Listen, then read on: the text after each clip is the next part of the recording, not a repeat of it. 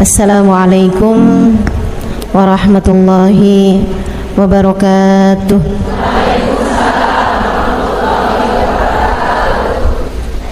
Alhamdulillah, wassalatu wassalamu ala rasulillah Muhammad ibn Abdillah wa ala alihi wa sahbihi wa man wala. Subhanaka la ilma lana illa ma 'allamtana innaka antal alimul hakim. Rabbi syrah li sadri wa yassir li amri wahlul 'uqdatan min lisani yafqahu qawli, amma ba'du. Saudaraku sekalian yang saya muliakan, hidup tidak pernah ideal buat siapapun. Catat ini penting. Hidup tidak pernah ideal buat siapapun. Jangan pernah berharap bahwa kamu punya hidup bakalan sempurna, enak terus-terusan, ideal. Enggak ada ceritanya orang punya hidup seperti itu. Enggak yang kaya, enggak yang miskin, enggak yang cantik, enggak yang kurang cantik, enggak yang tua, enggak yang muda, enggak laki-laki, enggak perempuan, enggak orang pinter, enggak orang kurang pinter. Semua orang di atas muka bumi ini hidup dengan paketannya masing-masing. Satu paket, ada senengnya, ada susahnya, ada sehatnya, ada sakitnya, ada disenangi orang, ada juga pasti yang benci sama dia. Kewajaran hidup seorang manusia. Bu, dalam hidup ada hal-hal menyenangkan datang padamu, sebagaimana pasti ada hal-hal yang kurang menyenangkan, yang tidak menyenangkan datang dalam hidupmu.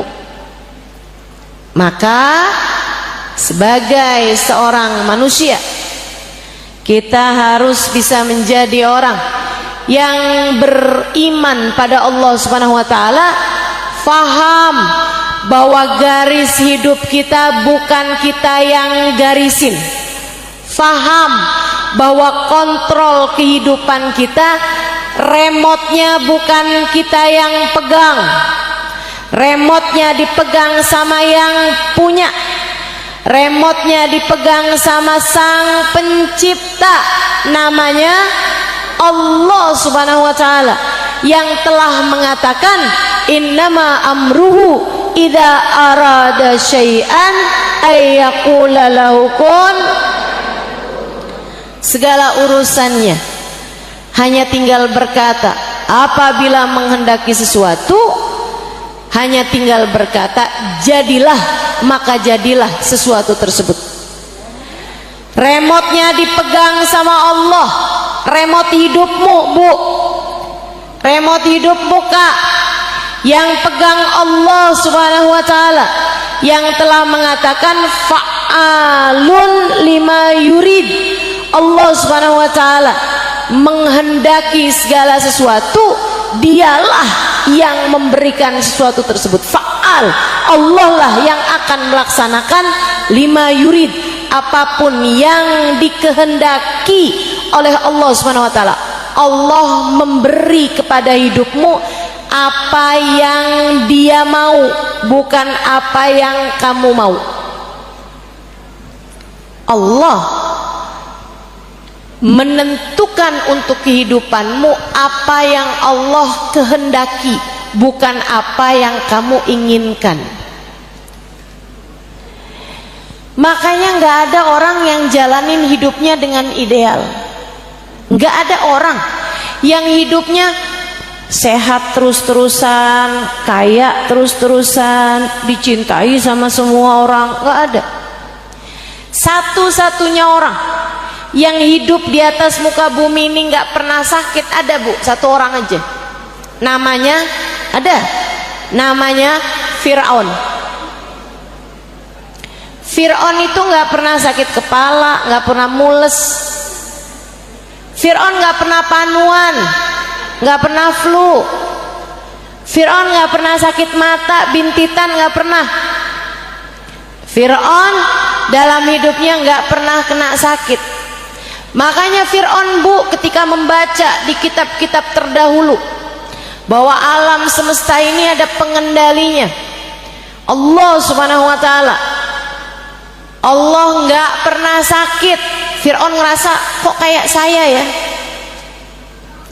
Fir'aun apabila menghendaki sesuatu terjadi. Dia kalau bilang melangit hujan, Bu. Fir'aun. Makanya Fir'aun ngaku, innama ana rabbukumul a'la. Ana rabbukumul a'la, kata Fir'aun. Saya nih Tuhan kalian yang paling tinggi. Ibu-ibu saudaraku sekalian saya muliakan, para ulama menyampaikan, kalau ada orang zaman sekarang dikasih kelebihan kayak kelebihannya Fir'aun, dia juga sepertinya akan mengaku saya adalah Tuhan kalian. Karenanya kita nih sama Allah hidup dikasih kesulitan, dikasih kekurangan, dikasih aib-aib, dikasih kecacatan dalam kehidupan kita, adalah agar kita menjadi hamba yang tidak sombong. Saya kalau lagi ngerasain sakit, Ustazah pakai sakit juga loh. Saya kan orang sakit. Setahun yang lalu saya sakit, Bu, berat. Ada antara tulang belakang saya ini, bagian tulang belakang lumbal yang nomor 5, apa gitu ya, yang nomor 5 itu di belakang sana itu pecah. Sakitnya luar biasa sampai harus kemudian jalanin operasi. Kalau ibu-ibu ada yang pernah ketemu saya tahun lalu, nah itu saya kemana-mana pakai kursi roda, habis itu terus pakai tongkat. Alhamdulillah sekarang udah mulai lepas tongkat dari lebaran kemarin. Cuman ya gitu, nggak bisa duduk di bawah, dan kalau duduk juga harus banyak sandaran-sandarannya. Begitu ya teman-teman sekalian. Ketika saya sakit, saya selalu ngingetin diri saya, dalam hidup kita harus ngerasain sakit biar kangen sama surga. Kalau kita hidup sehat terus, seneng terus, bahagia terus, semua berjalan enak semuanya, kapan ada ceritanya kita kepengen sama surga? Kita bakalan kepengen hidup lama. Kita jadi berharap hidup kita tuh terlalu panjang umurnya, nggak ada kangen-kangennya sama Allah, nggak ada kangen-kangennya sama Rasulullah, nggak ada kangen-kangennya sama surga. Makanya sama Allah dikasih hidup terkadang miskin, buat ngingetin kamu kalau mau kaya tar sekalian di akhirat. Kalau lagi sakit, itu Allah lagi mau ngingetin kamu, tuh namanya hidup di dunia ada sakitnya. Kalau kamu kepengen badan kamu enak terus, sehat terus, tar di akhirat. Kalau kamu bisa bagus hidupnya di dunia, kamu akan bisa merasakan kesenangan di akhirat, insya Allah. Jadi nggak apa-apa, ya, nggak apa-apa. Dalam hidupmu datang kesusahan, dalam hidupmu datang sakit, dalam hidupmu datang kesulitan, dalam hidupmu ada yang gak seneng sama kamu, itu gak apa-apa, gak apa-apa.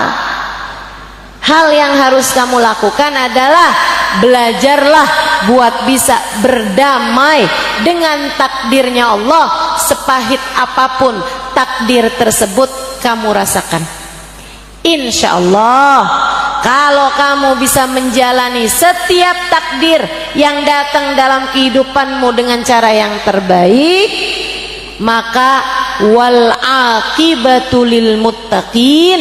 Allah bercerita dalam Al-Quran, akhir yang baik, happy ending, akhir yang bagus akan Allah persembahkan buat hamba-hambanya yang selalu memilih jalan takwa, buat hamba-hambanya yang baik-baik, buat hamba-hambanya yang soleh-solehah, Allah Subhanahu wa taala akan jadikan akhir kehidupannya menjadi indah. Jadi dalam kehidupanmu nggak apa-apa ada hal-hal yang nggak enak. Mungkin nih diantara yang hadir, saya yakin pasti ada yang saat ini sedang berada dalam titik rendah kehidupan. Ada yang lagi sakit. Ustazah, saya lagi diuji berat sekali Ustazah. Apa itu? Suami saya buka cabang. Oke. Ustazah, saya sedang diuji berat sekali Ustazah. Apa itu? Anak saya sedang dikasih sakit Ustazah. Sakit yang sangat parah. Ujian kehidupan. Ujian. Ustazah, ujian saya sedang berat sekarang ini Ustazah. Apa itu? Saya baru meninggal ibu saya. Iya, itu berat. Itu berat. Suami saya meninggal Ustazah. Anak saya meninggal Ustazah.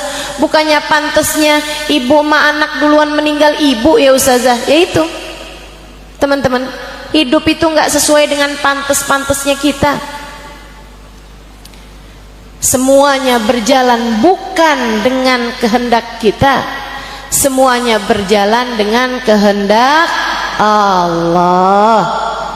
Maka yuk belajar biar bisa jadi orang yang mampu hidup dengan damai, menjalani setiap episode yang datang dalam kehidupan kita, tiap waktu yang datang dalam kehidupan kita di atas muka bumi ini dengan cara yang terbaiknya, menjadi hamba-hamba Allah yang bertakwa, menjadi hamba-hamba Allah yang solehah, biar kita bisa dikasih akhir kehidupan yang indah, insya Allah.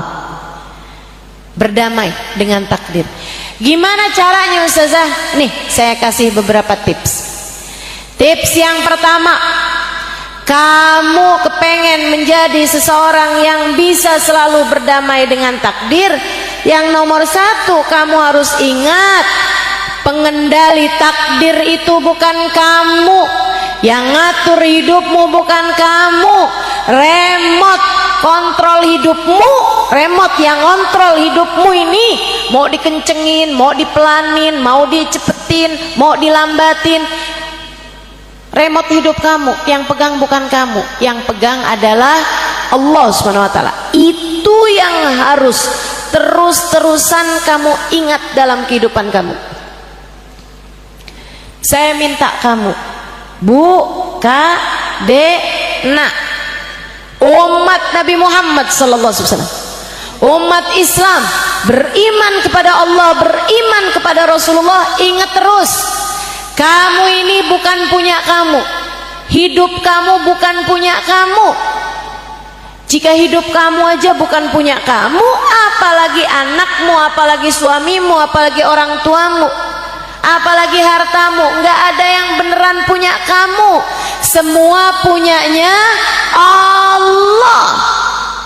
Ingat terus itu.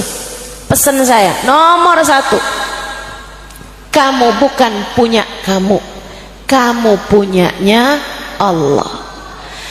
Anak kamu bukan punya kamu, anak kamu punyanya Allah Subhanahu wa taala. Orang tua kamu bukan punyanya kamu, orang tua kamu punyanya suami kamu, bukan punyamu, Bu. Dia adalah miliknya Allah. Rumah kamu, harta kamu, kendaraan kamu, HP kamu, nggak ada yang punya kamu, semuanya punyanya Allah. Pakaian yang kamu pakai, baju yang kamu kenakan, perhiasan yang kamu kenakan, HP yang kamu pegang, tas yang kamu bawa, alas kaki yang kamu kenakan, semuanya bukan punya kamu, punyanya Allah Subhanahu wa taala. Pinjaman dari Allah Subhanahu wa taala, Jalla Jalaluhu wa ta'ala 'azamatuh. Itu sebabnya Allah ketika menceritakan Orang-orang yang paling bisa berdamai dengan takdirnya adalah yang memahami hal ini, memahami makna inna lillahi wa inna ilaihi raji'un. Semua milik Allah, dan semua yang milik Allah hanya akan kembali kepada Allah. Ibu-ibu saudariku sekalian yang saya muliakan, a'udzubillahi minasyaitonirrajim. Kata Allah dalam Al-Qur'an, "Walanabluwannakum bisyai'in minal khawfi wal ju' wa naqsin minal amwal wal anfus wath thamarat fabasyiris sabirin alladzina idza asabatuhum musibah qalu inna lillahi wa inna ilaihi raji'un ulaika alaihim salawatun min rabbihim wa rahmah wa ulaika humul muhtadun." Pasti kami akan menguji, kata Allah. Kamu hidup di atas muka bumi, nih dunia tempatnya ujian. Dunia tempatnya ujian. Tempat kamu berbekal menghadapi kehidupan nanti di akhirat. Kamu di dunia bukan buat dunia, ada ujiannya. Kamu di dunia tempat buat sekolah. Sekolah pasti ada ujiannya buat naik kelas.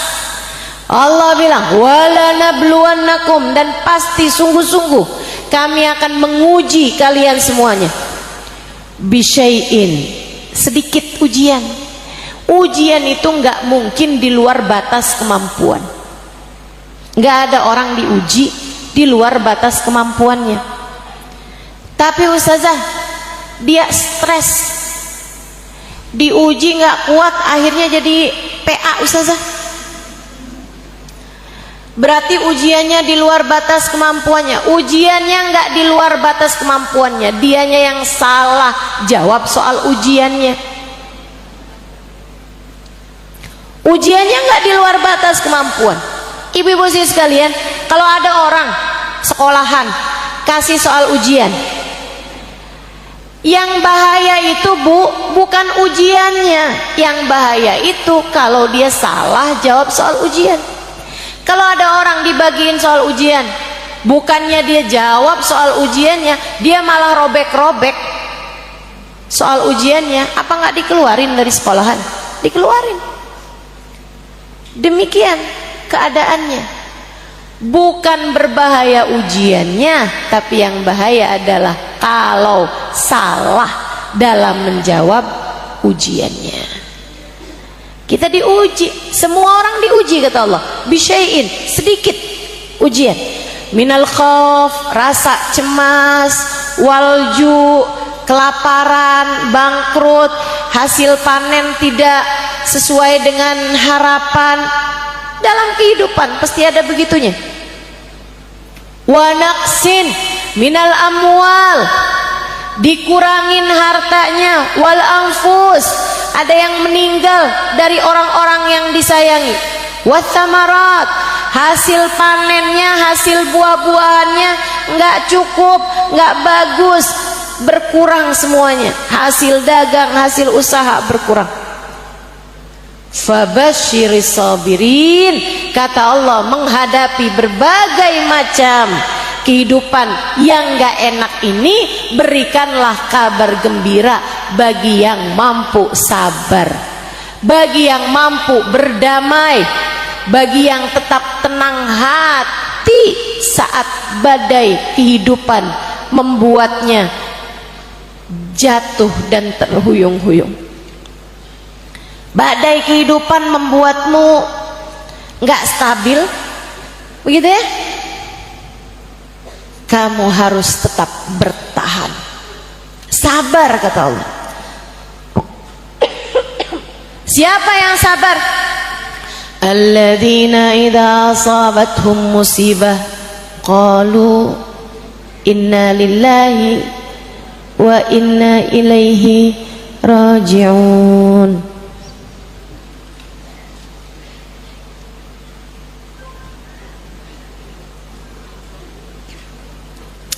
Yaitu orang-orang yang apabila diuji dia memahami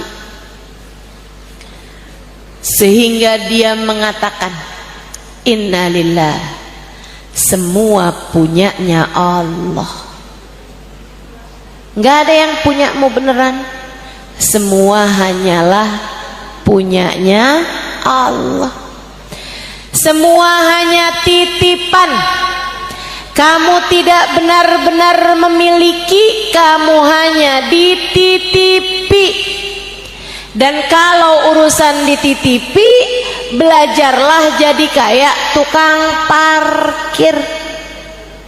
Ibu pernah lihat tukang parkir Indomaret? Yang biasanya kalau kita markirin datang nggak ada, pas kita pulang baru kelihatan gitu.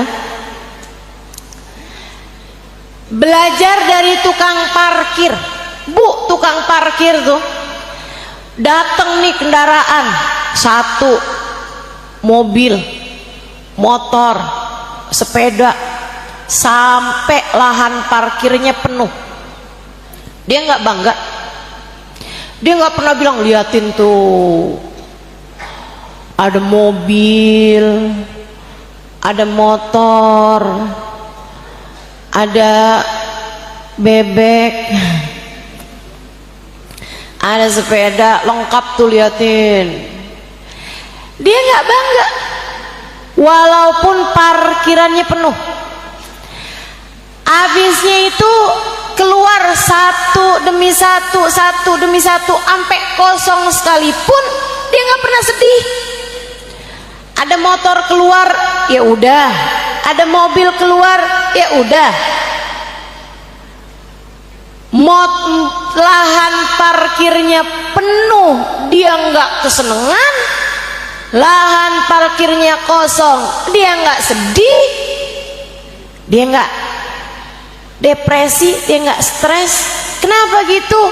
Karena dia merasa semua kendaraan yang terparkir di sana bukan miliknya. Dia tidak pernah memiliki, dia hanya dititipi. Saudara sekalian saya muliakan, ada orang-orang di atas muka bumi ini yang kayak gitu. Punya banyak, nggak sombong.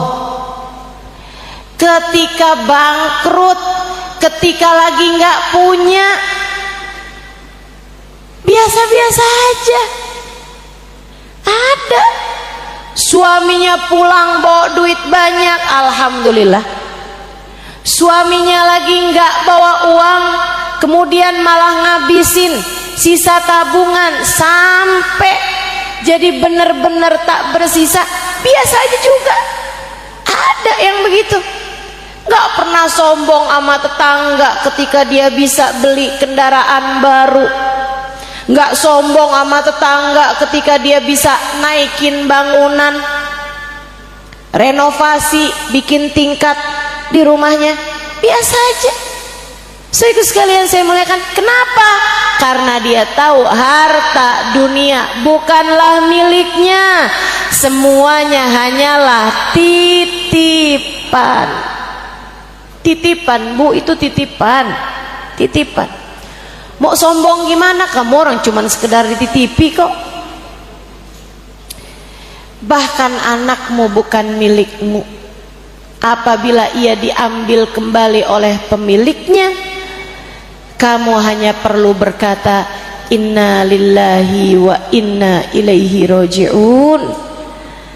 Anakku milikmu ya Allah, dan hanya kepadamulah ia kembali.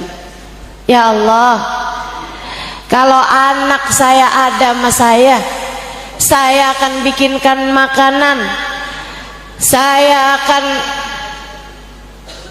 layani anak saya sebisa saya berusaha buat nyenengin anak saya ya Allah.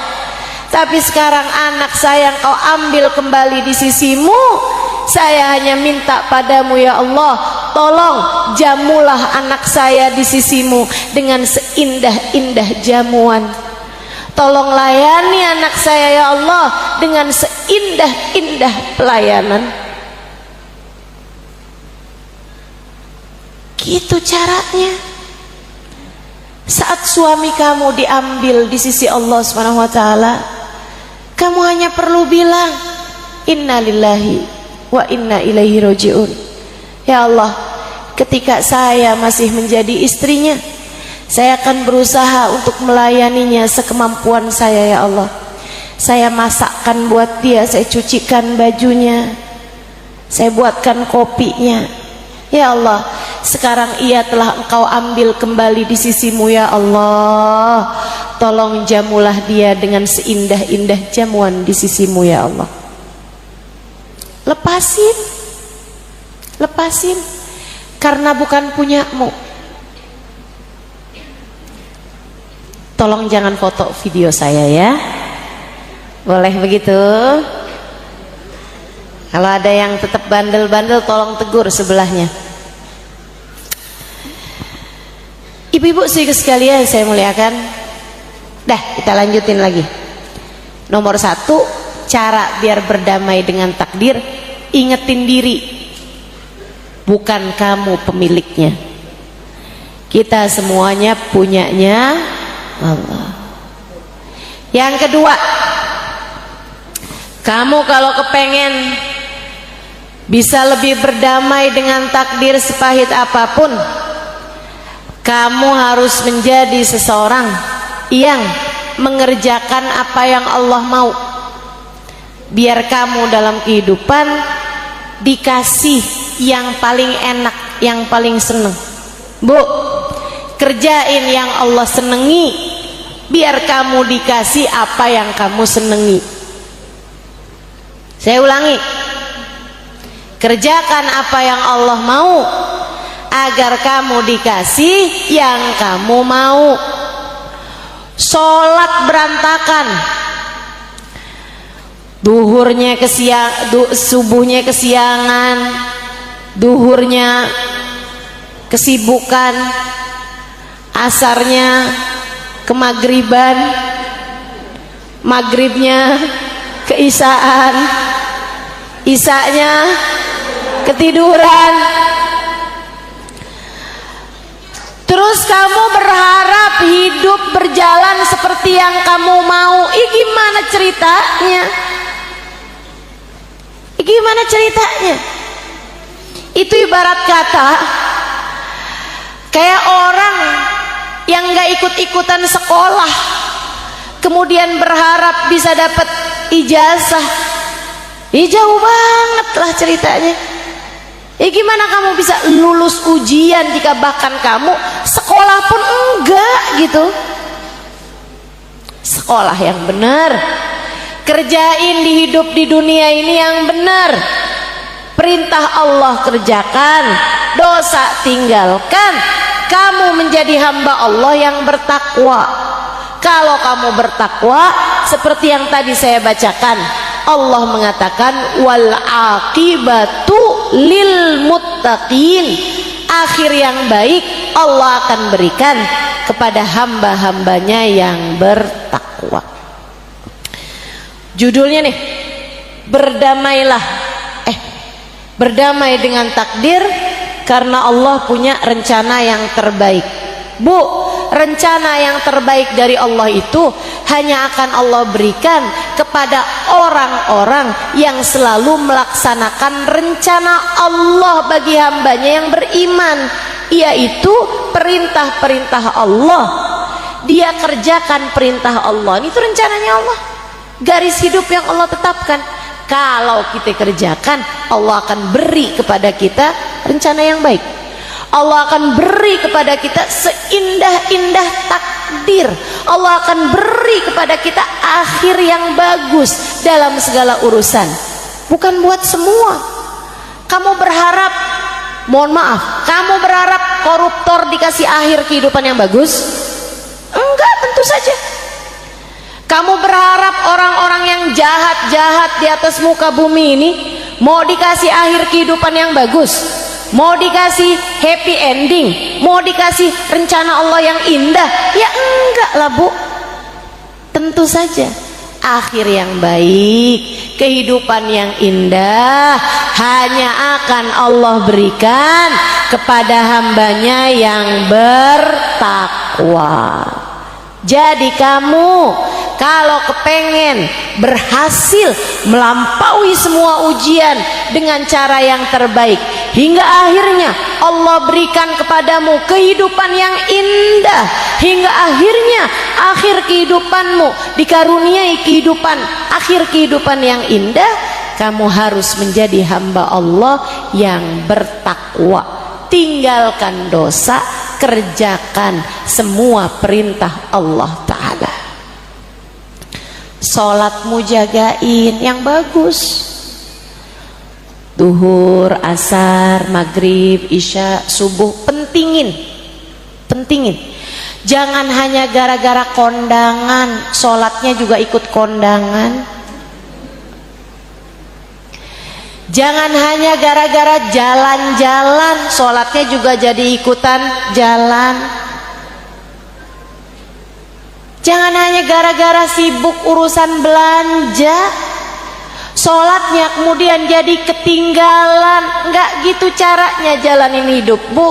Enggak gitu caranya jalanin hidup. Pentingin Allah, Allah akan mementingkanmu. Jelas? Jelas? Ibu-ibu yang di luar jelas? Pentingin Allah, maka Allah akan mementingkanmu. Utamakan Allah, maka Allah akan memuliakanmu. Bagaimana kamu berharap Allah akan mengutamakanmu, memuliakanmu, jika bahkan kamu tidak melaksanakan perintah Allah dalam hidupmu? Yang bagus hubungannya sama Allah. Bangunlah di waktu malam, mulailah mengerjakan tahajud. Bu, uban udah mulai banyak di rambutmu. Kalau kamu belum mulai tahajud juga, mau nunggu kapan? Kalau kamu belum memperbaiki hubungan antaramu dengan Allah Subhanahu wa Ta'ala, apa yang kamu tunggu? Tardah, saya mau mulai tahajud, hari pertama saya masuk dalam kuburan. Begitu? Nggak bisa. Begitu datang ajal menjemputmu, semuanya menjadi terlambat. Nggak bisa kamu benahi hubunganmu dengan Allah kalau sudah keduluan ajal datang menjemputmu. Nah, masalahnya ajal yang datang menjemput nih kamu nggak tahu kapan datangnya. Bisa besok, bisa seminggu lagi, bisa sebulan lagi. Betul, Bu? Pernah ketemu nggak orang? Kamu masih ketemu sama dia kemarin, besoknya kamu dengar dia meninggal? Pernah? Pernah? Bisa jadi itu akan menjadi kehidupan kamu juga. Bisa jadi saat kamu meninggal dunia, tetanggamu bilang, ya ampun baru ketemu kemarin di tukang sayur, sekarang udah meninggal aja. Bisa jadi. Kita nggak tahu kapan ajal datang menjemput kita. Maka karena kita nggak tahu kapan waktunya, mendingan siap-siap aja. Benerin hidup kamu, bagusin hidup kamu, sholatmu bagusin, ibadahmu bagusin, hubungan sama orang-orang bagusin, berbuat baik sama siapapun. Nah, insya Allah Allah akan selalu memberikan kepadamu kehidupan yang indah, rencana yang indah. Insya Allah kita akan dikasih hal-hal terbaik dalam kehidupan jika kita melakukan yang terbaik dari perintahnya Allah Subhanahu wa Ta'ala. Jadilah hamba Allah yang solehah, hingga Allah pun akan selalu berbuat kebaikan-kebaikan bagimu. Insya tinggalin dosa, Dek. Tinggalin dosa, Bu, tinggalin dosa. Enggak usah ngambil hutang riba. Jangan pernah kepikiran buat ambil pinjol. Jangan pernah tertarik sama ngambil hutang-hutang. Ibu-ibu sekalian, dengerin omongan saya. Sesedikit apapun rezeki yang Allah bagi kepadamu cukup untuk membiayai hidupmu. Namun sebanyak apapun rezeki yang Allah kasih, gak bakalan cukup untuk membiayai gaya hidupmu. Maka kalau pengen hidup tenang, hidup damai, jangan banyak gaya. Jelas? Jelas?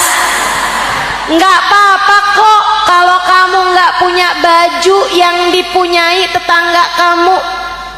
Nggak apa-apa kalau kamu nggak punya tas yang dipunya sama ipar kamu. Nggak apa-apa kalau hari lebaran nggak ganti gorden, nggak apa-apa. Nggak apa-apa. Kalau emang duitnya nggak ada, nggak apa-apa, Bu. Jangan maksain diri. Mau ngawinin, nggak apa-apa kok, nggak harus sampai bikin acara besar-besaran tapi ngutang. Ada yang begitu? Mana orangnya coba? Jangan. Nggak apa-apa kalau nggak beli baju seragaman, nggak apa-apa. Daripada tahun yang kemarin belum lunas, udah ngambil aja seragaman yang sekarang. Ada yang begitu? Nggak ada ya. Tinggalin dosa. Hutang riba itu dosa, ibu-ibu. Hutang yang pakai ada bunganya itu riba jatuhnya, dan itu hukumnya adalah dosa, haram, ibu-ibu sekalian. Jangan. Udah, nggak apa-apa.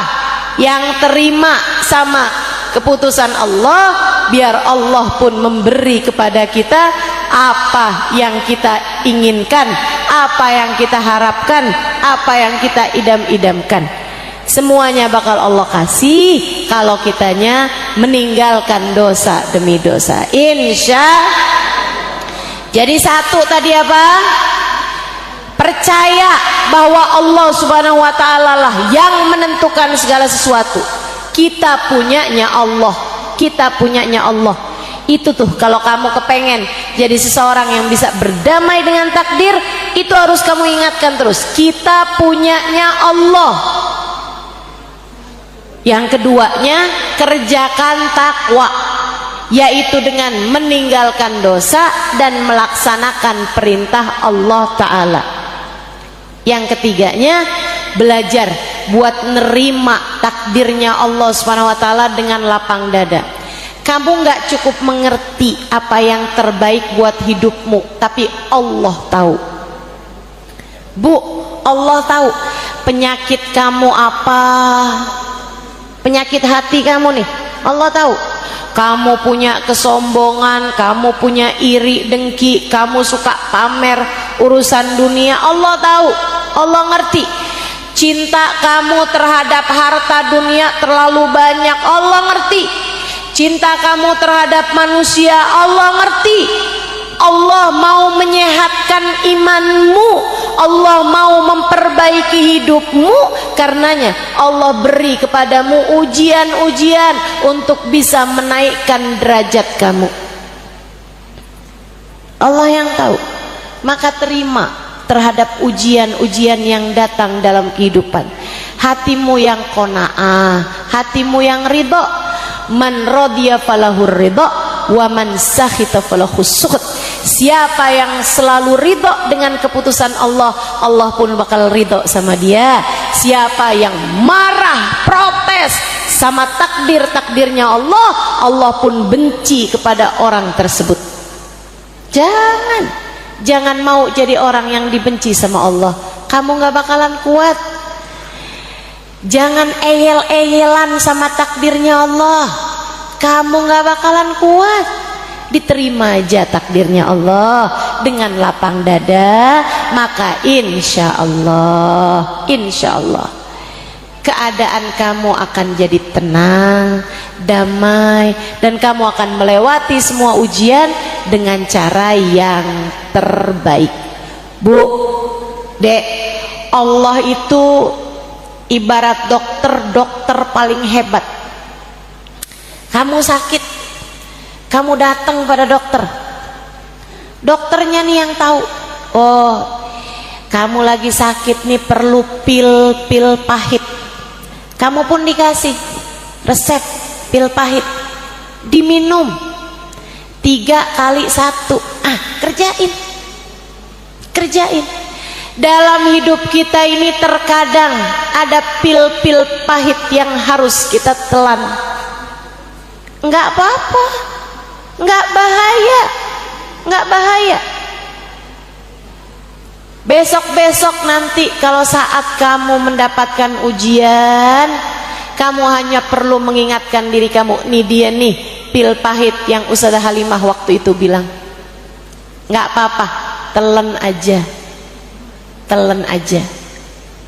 Yang ridho dengan keputusan Allah. Insya Allah kamu telan, bikin kamu jadi sehat. Pil-pil pahit kehidupan. Bu, kamu datang ke dokter, dokternya bilang, wah ini nggak cukup pil pahit nih, penyakitnya udah agak berat, kalau yang ini harus disuntik. Sakit luar biasa, suntik. Tapi siapa diantara kita yang marah-marah sama dokter? Dokter nih punya masalah apa sama saya, dok? Kok dokter bisa nyakitin saya kayak begini?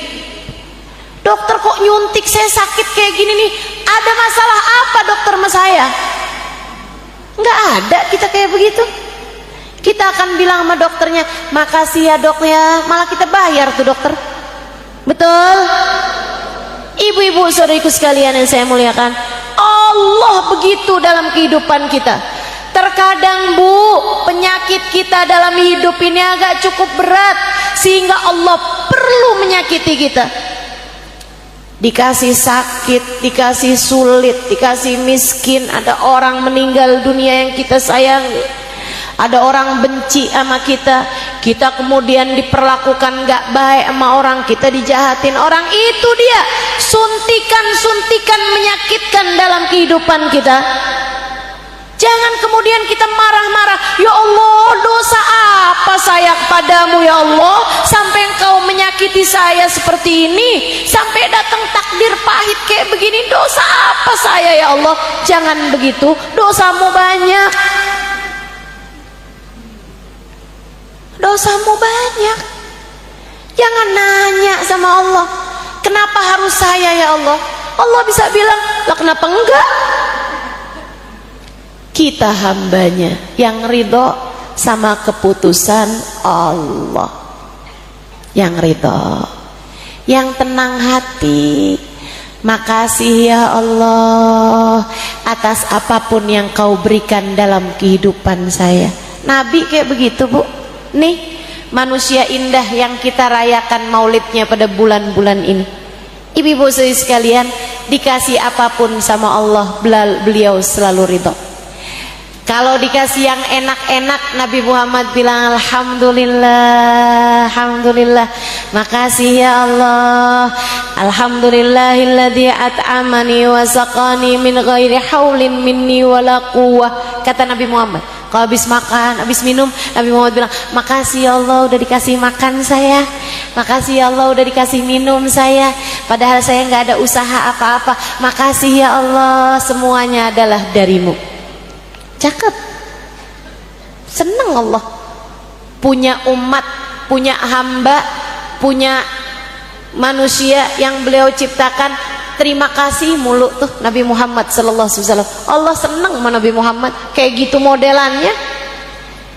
Dikasih makan, makasih, kasih minum, makasih, bangun dari tidur, alhamdulillahilladzi ahyani ba'dama amatani wa ilaihin nusyur. Kata Nabi Muhammad gitu, makasih Allah udah dibangunin lagi ya Allah, makasih, padahal tadi saya habis tidur nggak sadar apa-apa kayak orang mati. Makasih ya Allah, makasih, makasih.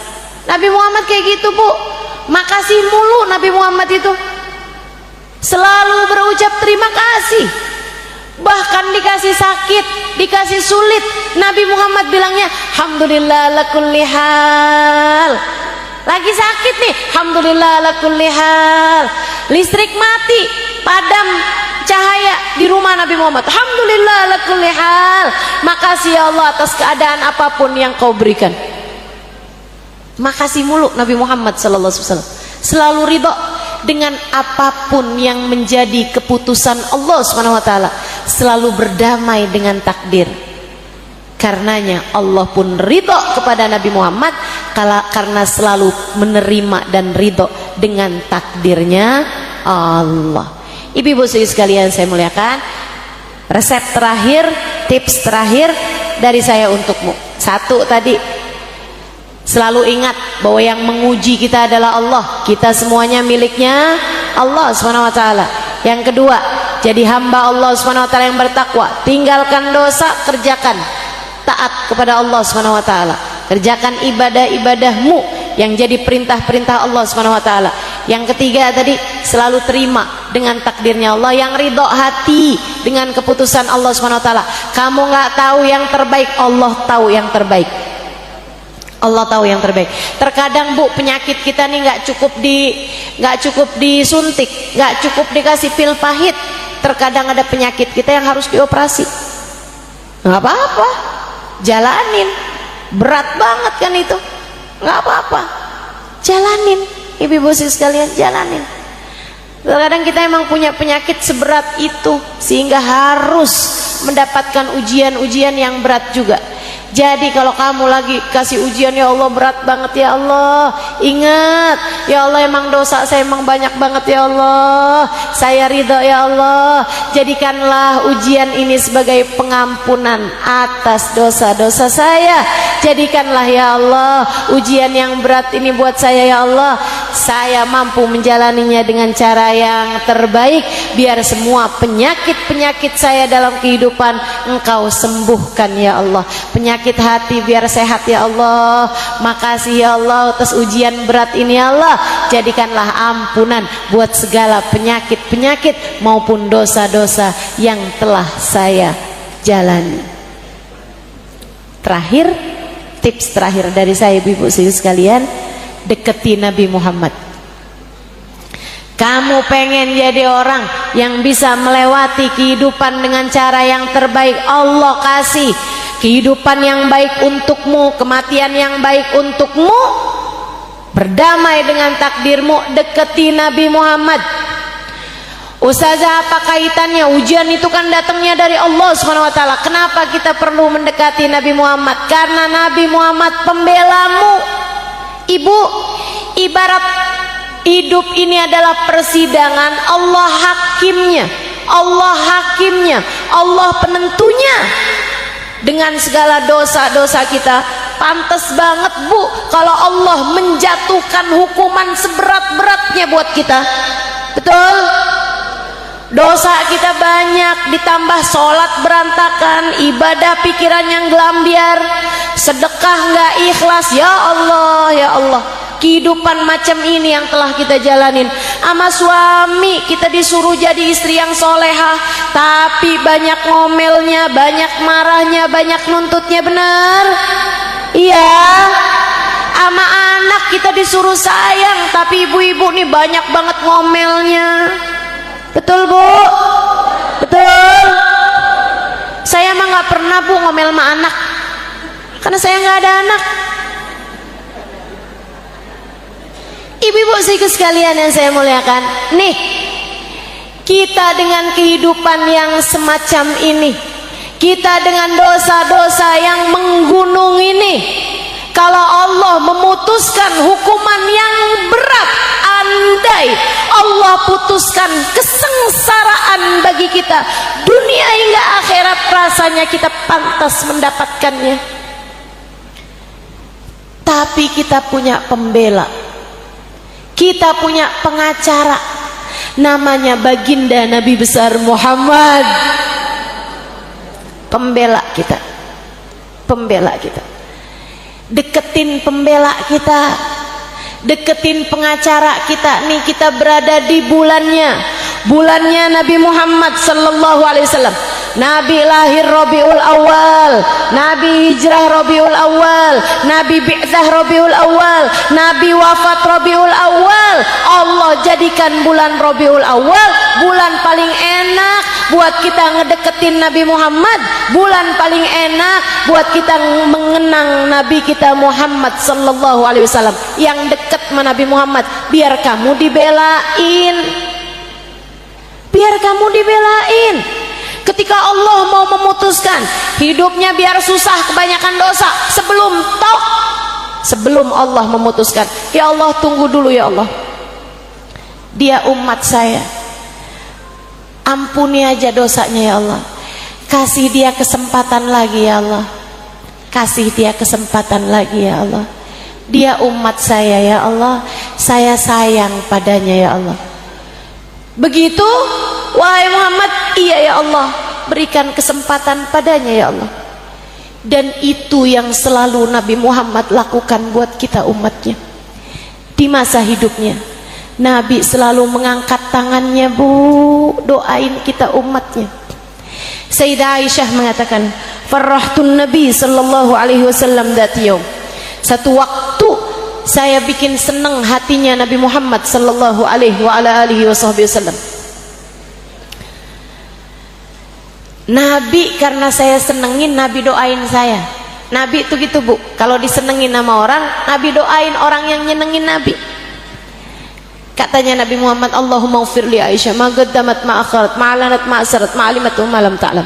Ya Allah, ampunin dosanya Aisyah ya Allah, yang dulu-dulu atau yang baru-baru. Ampunin dosanya Aisyah ya Allah, yang dia lakukan terang-terangan atau yang dia lakukan sembunyi-sembunyi. Ampunin dosanya Aisyah ya Allah, yang dia tahu yang dia nggak tahu. Sayyidah Aisyah, Bu, seneng banget didoain sama Nabi Muhammad, sampai merah pipi beliau karena seneng. Nabi Muhammad nanya, farihti bidu'ai ya Aisyah, ini kamu seneng karena dengar doa saya untukmu wahai Aisyah? Bala ya Rasulullah, hadzal yaum id indi. Iya Rasul, ini hari kayak lebaran, kayak hari raya buat saya wahai Rasulullah. Senengnya hari ini ya Rasulullah, kalah lebaran ya Allah, ini hari kayak jadi hari lebaran lain buat saya. Nabi Muhammad kemudian berkata, dengerin, biar kamu kenal sama pembelamu ini. Nabi Muhammad bilang, ya Aisyah, inni da'autu bihadi da'wa fi kulli laylah li ummati. Aisyah, kamu harus tahu, saya doa dengan doa kayak gini tiap malam. Tiap malam saya doa dengan doa kayak gini tiap malam Aisyah, untuk umat saya. Untuk saya umatnya loh, Bu. Buat kamu umatnya. Nabi doain, ya Allah ampunin dosa umat saya, Allah ampunin dosa umat saya, Allah ampunin dosa umat saya. Maka ibu-ibu sekalian, kalau kamu lagi berat hidupmu, ya mungkin disebabkan karena dosa. Sebab Allah bilang, ma'asabatkum min musibah illa fabima kasabat aidikum. Tidaklah menimpa kepada kalian musibah dalam hidup kalian, melainkan disebabkan karena dosa yang kalian perbuat sendiri. Kalau kamu lagi kepikiran mendosa anakmu, ya Allah, anak saya nih, ya Allah, kok susah banget ya, diajakin sholat susah, diomongin susah. Atau kamu lagi kepikiran sama suamimu, kamu lagi khawatir dengan nasib orang tuamu, Bu, yang serius bangun di waktu malam, kemudian sesudahnya kamu berdoa. Nih saya ajarin, tagih doanya Nabi Muhammad untukmu, tagih ampunan yang Allah berikan kepada nabimu, sebab kamu adalah umatnya. Kamu bilang, ya Allah, ya Allah, ya Allah, dosa saya banyak ya Allah, saya ngerti kenapa hidup saya berat sekarang, emang dosa saya banyak ya Allah. Dosa anak saya ya Allah, saya mengkhawatirkan nasibnya ya Allah. Orang tua saya ya Allah, saya mengkhawatirkan nasib mereka. Atau kamu lagi kepikiran sama suami kamu doain, ya Allah, kesian suami saya ya Allah, tenggelam dengan dosanya ya Allah, saya minta kepadamu, kasih kepada kami ampunan yang telah dimintakan oleh Nabi Muhammad untuk kami umatnya. Tagih tagih. Sebab ampunan yang Allah berikan kepada Nabi Muhammad luar biasa besarnya, sampai bikin Nabi Muhammad ketika mendapatkan ampunan tersebut sujud syukur. Ayah Firasiyah Allah turunkan kepada Nabi Muhammad SAW di atas pembaringan Sayyidah Aisyah. Sayyidah Aisyah meriwayatkan Nabi Muhammad bangun dari tidurnya, senyum lebar banget, sujud syukur. Habis selesai itu Sayyidah Aisyah tanya, Rasul bangun tidur seneng banget sampai sujud syukur, sampai senyum lebar banget gitu, kenapa wahai Rasulullah?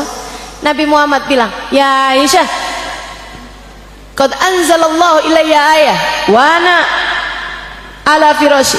Tadi waktu saya tempat tidur tadi itu saya tidur, Allah turunkan kepada saya ayat Al-Quran, khairun minad dunya wa ma fiha, lebih saya senangi daripada saya dikasih dunia seisinya.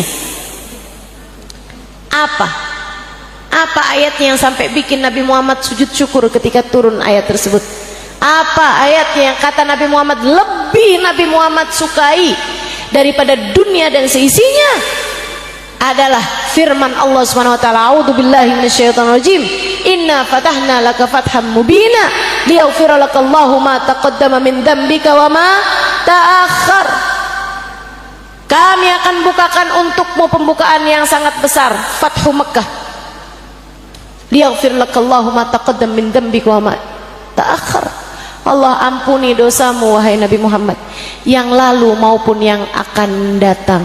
Bu, Nabi Muhammad ngerti, Nabi Muhammad faham, Nabi Muhammad ala haq yakin, ala haqqil yakin. Nabi Muhammad mengerti dengan benar, dengan jelas. Nabi Muhammad nggak punya dosa. Sama halnya dengan nabi-nabi yang lain, nggak ada nabi ngerjain dosa. Nabi maksum.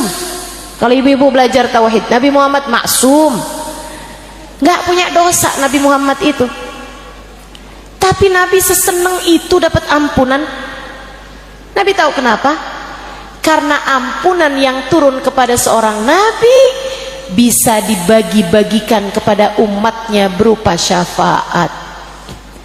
Ini yang kita harap, ini yang kita minta, ini yang kita tagihkan kepada Allah Subhanahu wa taala. Ya Allah, kasih kepada kami ampunan yang Kau berikan kepada Nabi Muhammad.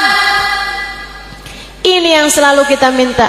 Rabbi faghfirli dzunubi bibarakatil hadi Muhammad. Ya Allah, ya Allah, ampuni dosa-dosa saya dengan berkatnya Nabi Muhammad. Ampunan yang Kau turunkan kepada Nabi Muhammad bagikan kepada kami ya Allah.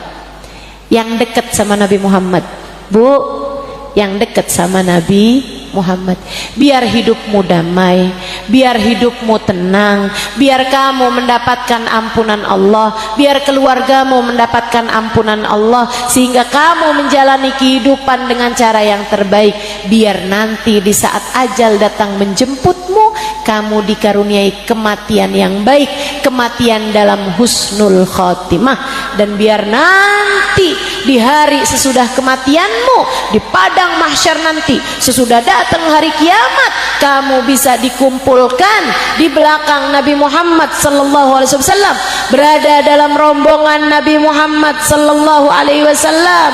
Kamu harus dekat sama Nabi Muhammad, kamu harus banyak baca sholawat kepada Nabi Muhammad, kamu harus lebih rajin mendengarkan kisah tentang Nabi Muhammad, kamu harus lebih mendekat kepada Nabi Muhammad, biar kamu bisa banyak dapat syafaatnya Nabi Muhammad sallallahu alaihi wasallam.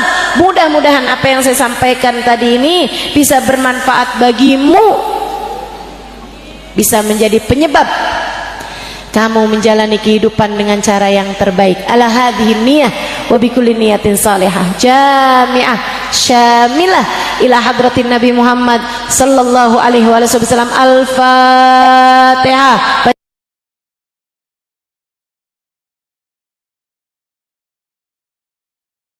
Cantik enggak yang kurang cantik, enggak yang tua, enggak yang muda, enggak laki-laki, enggak perempuan, enggak orang pinter, enggak orang kurang pinter. Semua orang di atas muka bumi ini hidup dengan paketannya masing-masing. Satu paket, ada senengnya, ada susahnya, ada sehatnya, ada sakitnya, ada disenangi orang, ada juga pasti yang benci sama dia. Kewajaran hidup seorang manusia. Bu, dalam hidup ada hal-hal menyenangkan datang padamu, sebagaimana pasti ada hal-hal yang kurang menyenangkan, yang tidak menyenangkan datang dalam hidupmu. Maka sebagai seorang manusia, kita harus bisa menjadi orang yang beriman pada Allah Subhanahu wa taala, faham bahwa garis hidup kita bukan kita yang garisin, faham bahwa kontrol kehidupan kita, remotenya bukan kita yang pegang, remotenya dipegang sama yang punya, remotenya dipegang sama Sang Pencipta, namanya Allah Subhanahu wa taala, yang telah mengatakan innama amruhu idza arada syai'an ay yaqula lahu kun. Segala urusannya hanya tinggal berkata, apabila menghendaki sesuatu hanya tinggal berkata jadilah, maka jadilah sesuatu tersebut. Remotnya dipegang sama Allah, remote hidupmu, Bu, remote hidupmu, Kak, yang pegang Allah Subhanahu wa taala, yang telah mengatakan fa'alun lima yurid. Allah Subhanahu wa taala menghendaki segala sesuatu, dialah yang memberikan sesuatu tersebut. Fa'al, Allah lah yang akan melaksanakan lima yurid, apapun yang dikehendaki oleh Allah Subhanahu wa taala. Allah memberi kepada hidupmu apa yang Dia mau, bukan apa yang kamu mau. Allah menentukan untuk kehidupanmu apa yang Allah kehendaki, bukan apa yang kamu inginkan. Makanya nggak ada orang yang jalanin hidupnya dengan ideal. Nggak ada orang yang hidupnya sehat terus-terusan, kaya terus-terusan, dicintai sama semua orang. Nggak ada. Satu-satunya orang yang hidup di atas muka bumi ini nggak pernah sakit ada, Bu, satu orang aja. Namanya ada, namanya Fir'aun. Fir'aun itu nggak pernah sakit kepala, nggak pernah mules. Fir'aun nggak pernah panuan, nggak pernah flu. Fir'aun nggak pernah sakit mata, bintitan, nggak pernah. Fir'aun dalam hidupnya nggak pernah kena sakit. Makanya Fir'aun, Bu, ketika membaca di kitab-kitab terdahulu bahwa alam semesta ini ada pengendalinya, Allah Subhanahu wa taala, Allah nggak pernah sakit. Fir'aun ngerasa, kok kayak saya ya. Fir'aun apabila menghendaki sesuatu terjadi, terjadi. Dia kalau bilang melangit hujan, hujan, Bu. Fir'aun. Makanya Fir'aun ngaku innama ana rabbukumul a'la. Ana rabbukumul a'la, kata Fir'aun. Saya nih Tuhan kalian yang paling tinggi. Ibu-ibu saudaraku sekalian saya muliakan, para ulama menyampaikan, kalau ada orang zaman sekarang dikasih kelebihan kayak kelebihannya Fir'aun, dia juga sepertinya akan mengaku saya adalah Tuhan kalian. Karenanya kita nih sama Allah hidup dikasih kesulitan, dikasih kekurangan, dikasih aib-aib, dikasih kecacatan dalam kehidupan kita, adalah agar kita menjadi hamba yang tidak sombong. Saya kalau lagi ngerasain sakit, Ustazah pakai sakit juga loh. Saya kan orang. Sakit, setahun yang lalu saya sakit Bu, berat. Ada antara tulang belakang saya ini, bagian tulang belakang, lumbal yang nomor 5, apa gitu ya, yang nomor 5 itu di belakang sana itu pecah. Sakitnya luar biasa, sampai harus kemudian jalanin operasi. Kalau ibu-ibu ada yang pernah ketemu saya tahun lalu, nah itu saya kemana-mana pakai kursi roda, habis itu terus pakai tongkat. Alhamdulillah sekarang udah mulai lepas tongkat dari lebaran kemarin.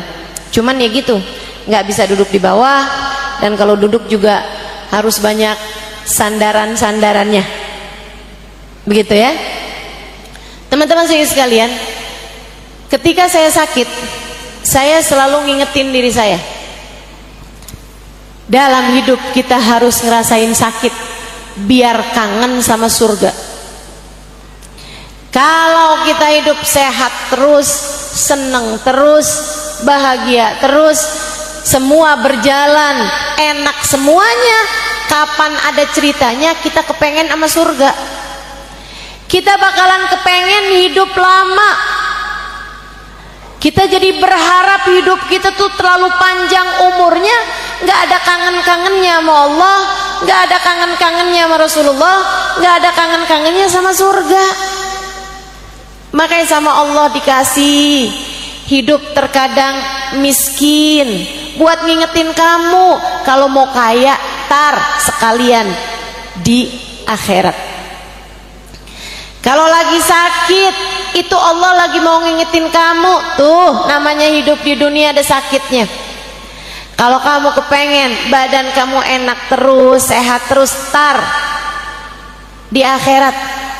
Kalau kamu bisa bagus hidupnya di dunia, kamu akan bisa merasakan kesenangan di akhirat, insya Allah. Jadi nggak apa-apa, ya, nggak apa-apa. Dalam hidupmu datang kesusahan, dalam hidupmu datang sakit, dalam hidupmu datang kesulitan, dalam hidupmu ada yang gak seneng sama kamu, itu gak apa-apa, gak apa-apa. Hal yang harus kamu lakukan adalah belajarlah buat bisa berdamai dengan takdirnya Allah, sepahit apapun takdir tersebut kamu rasakan. Insya Allah kalau kamu bisa menjalani setiap takdir yang datang dalam kehidupanmu dengan cara yang terbaik, maka wal aqibatu lil muttaqin. Allah bercerita dalam Al-Quran, akhir yang baik, happy ending, akhir yang bagus akan Allah persembahkan buat hamba-hambanya yang selalu memilih jalan takwa, buat hamba-hambanya yang baik-baik, buat hamba-hambanya yang soleh-solehah. Allah Subhanahu wa ta'ala akan jadikan akhir kehidupannya menjadi indah. Jadi dalam kehidupanmu nggak apa-apa ada hal-hal yang nggak enak. Mungkin nih diantara yang hadir, saya yakin pasti ada yang saat ini sedang berada dalam titik rendah kehidupan. Ada yang lagi sakit. Ustazah, saya lagi diuji berat sekali Ustazah. Apa itu? Suami saya buka cabang. Oke. Ustazah, saya sedang diuji berat sekali Ustazah. Apa itu? Anak saya sedang dikasih sakit Ustazah, sakit yang sangat parah. Ujian kehidupan, ujian. Ustazah, ujian saya sedang berat sekarang ini Ustazah. Apa itu? Saya baru meninggal ibu saya. Iya, itu berat. Itu berat. Suami saya meninggal Ustazah. Anak saya meninggal Ustazah. Bukannya pantasnya ibu sama anak duluan meninggal ibu ya Ustazah. Ya itu teman-teman, hidup itu nggak sesuai dengan pantas-pantasnya kita. Semuanya berjalan bukan dengan kehendak kita, semuanya berjalan dengan kehendak Allah.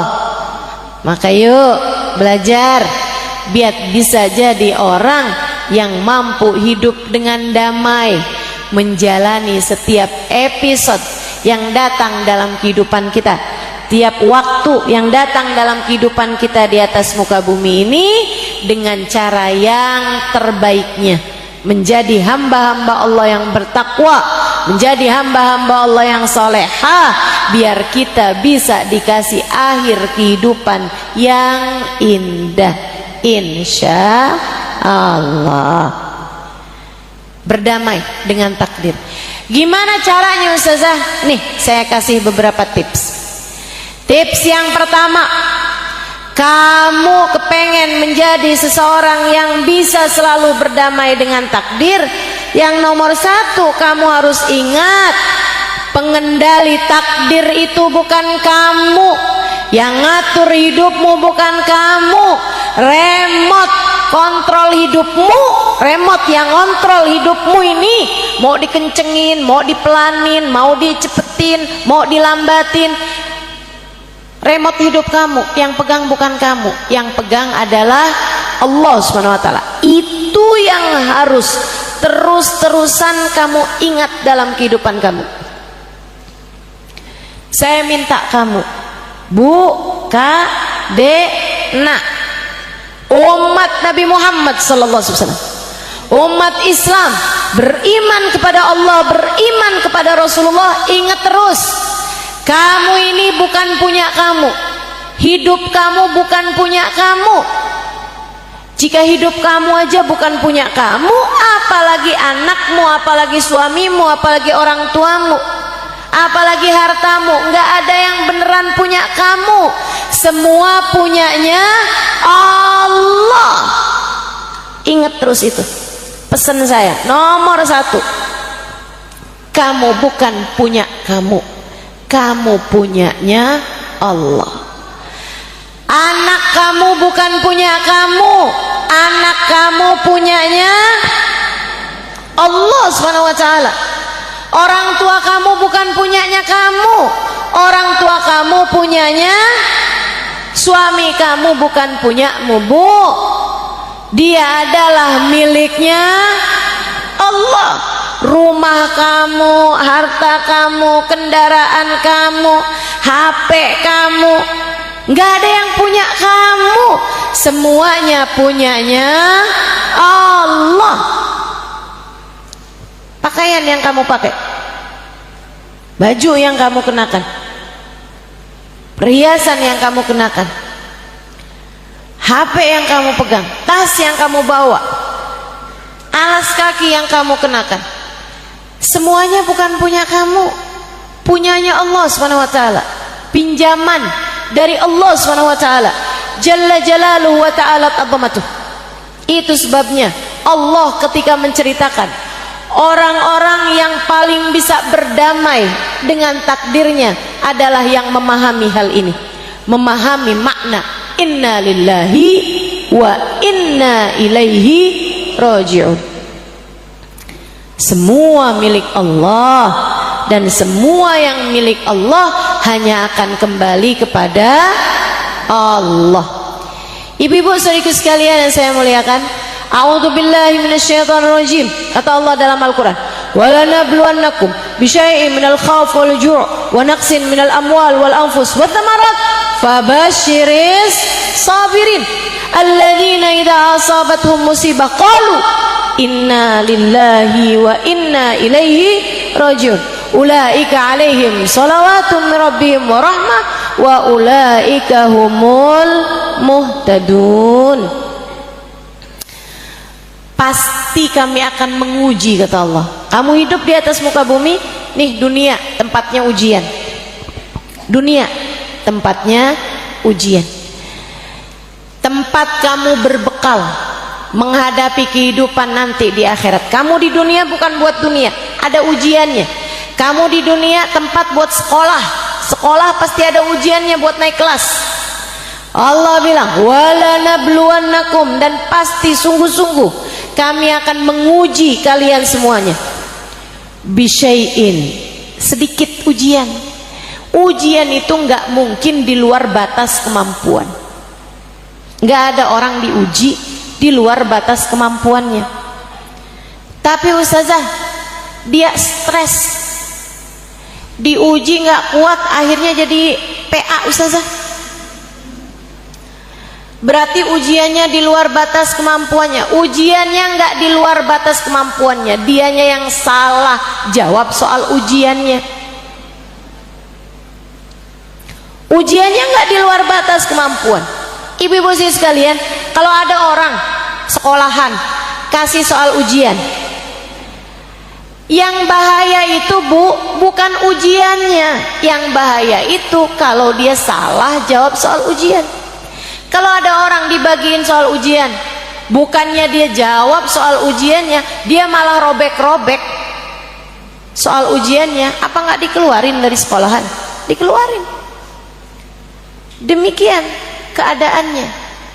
Bukan berbahaya ujiannya, tapi yang bahaya adalah kalau salah dalam menjawab ujiannya. Kita diuji, semua orang diuji kata Allah. Bisyai'in, sedikit ujian. Minal khauf, rasa cemas, walju, kelaparan, bangkrut, hasil panen tidak sesuai dengan harapan. Dalam kehidupan pasti ada begitunya. Wa naqsin minal amwal, dikurangin hartanya, wal anfus, ada yang meninggal dari orang-orang yang disayangi, wathamarat, hasil panennya, hasil buah-buahannya nggak cukup, nggak bagus, berkurang semuanya, hasil dagang, hasil usaha berkurang. Fabasyiris sabirin, kata Allah, menghadapi berbagai macam kehidupan yang gak enak ini, berikanlah kabar gembira bagi yang mampu sabar, bagi yang mampu berdamai, bagi yang tetap tenang hati saat badai kehidupan membuatnya jatuh dan terhuyung-huyung. Badai kehidupan membuatmu nggak stabil, begitu ya? Kamu harus tetap bertahan, sabar kata Allah. Siapa yang sabar? Alladzina idza asabathum musibah qalu inna lillahi wa inna ilaihi raji'un.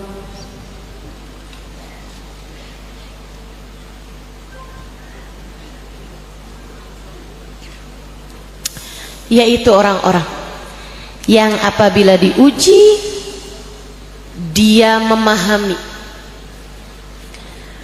sehingga dia mengatakan innalillah, semua punyanya Allah. Nggak ada yang punyamu beneran, semua hanyalah punyanya Allah. Semua hanya titipan. Kamu tidak benar-benar memiliki, kamu hanya dititipi. Dan kalau urusan dititipi, belajarlah jadi kayak tukang parkir. Ibu pernah lihat tukang parkir Indomaret? Yang biasanya kalau kita markirin datang nggak ada, pas kita pulang baru kelihatan gitu. Belajar dari tukang parkir. Bu, tukang parkir tuh datang nih kendaraan, satu, mobil, motor, sepeda, sampai lahan parkirnya penuh. Dia nggak bangga, dia nggak pernah bilang liatin tuh ada mobil, ada motor, ada bebek, ada sepeda, lengkap tuh liatin. Dia nggak bangga walaupun parkirannya penuh. Habisnya itu keluar satu demi satu, sampai kosong sekalipun dia nggak pernah sedih. Ada motor keluar, ya udah. Ada mobil keluar, ya udah. Lahan parkirnya penuh, dia nggak kesenangan. Lahan parkirnya kosong, dia nggak sedih. Dia nggak depresi, dia nggak stres. Kenapa gitu? Karena dia merasa semua kendaraan yang terparkir di sana bukan miliknya. Dia tidak pernah memiliki, dia hanya dititipi. Saudara sekalian saya muliakan, ada orang-orang di atas muka bumi ini yang kayak gitu. Punya banyak, nggak sombong. Ketika bangkrut, ketika lagi nggak punya, biasa-biasa aja. Ada suaminya pulang bawa duit banyak, alhamdulillah. Suaminya lagi nggak bawa uang, kemudian malah ngabisin sisa tabungan sampai jadi benar-benar tak bersisa, biasa aja juga. Ada yang begitu. Gak pernah sombong sama tetangga ketika dia bisa beli kendaraan baru. Gak sombong sama tetangga ketika dia bisa naikin bangunan, renovasi, bikin tingkat di rumahnya. Biasa aja. Saudara sekalian saya muliakan, kenapa?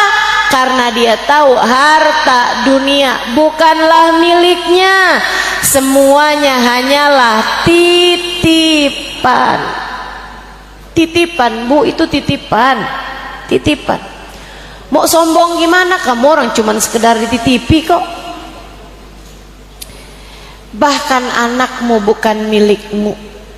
Apabila ia diambil kembali oleh pemiliknya, kamu hanya perlu berkata, inna lillahi wa inna ilaihi roji'un. Anakku milikmu ya Allah, dan hanya kepadamulah ia kembali.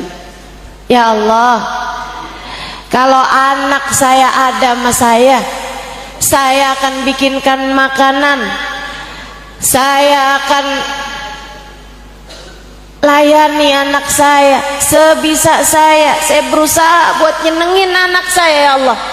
Tapi sekarang anak saya Engkau ambil kembali di sisimu, saya hanya minta padamu ya Allah, tolong jamulah anak saya di sisimu dengan seindah-indah jamuan. Tolong layani anak saya ya Allah dengan seindah-indah pelayanan. Gitu caranya. Saat suami kamu diambil di sisi Allah Subhanahu wa taala, kamu hanya perlu bilang inna lillahi wa inna ilaihi roji'un. Ya Allah, ketika saya masih menjadi istrinya, saya akan berusaha untuk melayaninya sekemampuan saya ya Allah. Saya masakkan buat dia, saya cucikan bajunya, saya buatkan kopinya. Ya Allah, sekarang ia telah Engkau ambil kembali di sisimu ya Allah. Tolong jamulah dia dengan seindah-indah jamuan di sisimu ya Allah. Lepasin, karena bukan punyamu. Tolong jangan foto video saya ya. Boleh begitu? Kalau ada yang tetap bandel-bandel, tolong tegur sebelahnya. Ibu-ibu sekalian saya muliakan. Dah, kita lanjutin lagi. Nomor 1, cara biar berdamai dengan takdir, ingetin diri, bukan kamu pemiliknya. Kita semuanya punyanya Allah. Yang kedua, kamu kalau kepengen bisa lebih berdamai dengan takdir sepahit apapun, kamu harus menjadi seseorang yang mengerjakan apa yang Allah mau. biar kamu dalam kehidupan dikasih yang paling enak, yang paling seneng. Bu, kerjain yang Allah senengi, biar kamu dikasih apa yang kamu senengi. Saya ulangi, kerjakan apa yang Allah mau, agar kamu dikasih yang kamu mau. Sholat berantakan, duhurnya subuhnya kesiangan, duhurnya kesibukan, asarnya kemagriban, maghribnya keisaan, isanya ketiduran. Terus kamu berharap hidup berjalan seperti yang kamu mau. Gimana ceritanya? Gimana ceritanya? Itu ibarat kata kayak orang yang gak ikut-ikutan sekolah, kemudian berharap bisa dapat ijazah. Jauh banget lah ceritanya. Gimana kamu bisa lulus ujian jika bahkan kamu sekolah pun enggak gitu? Sekolah yang benar, kerjain di hidup di dunia ini yang benar. Perintah Allah kerjakan, dosa tinggalkan. Kamu menjadi hamba Allah yang bertakwa. Kalau kamu bertakwa, seperti yang tadi saya bacakan, Allah mengatakan wal aqibatu lil muttaqin. Akhir yang baik Allah akan berikan kepada hamba-hambanya yang bertakwa. Judulnya nih, berdamai dengan takdir, karena Allah punya rencana yang terbaik. Bu, rencana yang terbaik dari Allah itu hanya akan Allah berikan kepada orang-orang yang selalu melaksanakan rencana Allah bagi hambanya yang beriman, yaitu perintah-perintah Allah. Dia kerjakan perintah Allah, itu rencananya Allah, garis hidup yang Allah tetapkan. Kalau kita kerjakan, Allah akan beri kepada kita rencana yang baik. Allah akan beri kepada kita seindah-indah takdir. Allah akan beri kepada kita akhir yang bagus dalam segala urusan. Bukan buat semua. Kamu berharap, mohon maaf, kamu berharap koruptor dikasih akhir kehidupan yang bagus? Enggak, tentu saja. Kamu berharap orang-orang yang jahat-jahat di atas muka bumi ini mau dikasih akhir kehidupan yang bagus, mau dikasih happy ending, mau dikasih rencana Allah yang indah? Ya enggak lah Bu. Tentu saja akhir yang baik, kehidupan yang indah hanya akan Allah berikan kepada hambanya yang bertakwa. Jadi kamu kalau kepengen berhasil melampaui semua ujian dengan cara yang terbaik, hingga akhirnya Allah berikan kepadamu kehidupan yang indah, hingga akhirnya akhir kehidupanmu dikaruniai akhir kehidupan yang indah, kamu harus menjadi hamba Allah yang bertakwa. Tinggalkan dosa, kerjakan semua perintah Allah Ta'ala. Sholatmu jagain yang bagus. Duhur, asar, maghrib, isya, subuh, pentingin. Jangan hanya gara-gara kondangan sholatnya juga ikut kondangan. Jangan hanya gara-gara jalan-jalan sholatnya juga jadi ikutan jalan. Jangan hanya gara-gara sibuk urusan belanja sholatnya kemudian jadi ketinggalan. Enggak gitu caranya jalanin hidup Bu, enggak gitu caranya jalanin hidup. Pentingin Allah, Allah akan mementingkanmu. Jelas? Ibu-ibu yang di luar jelas? Pentingin Allah, maka Allah akan mementingkanmu.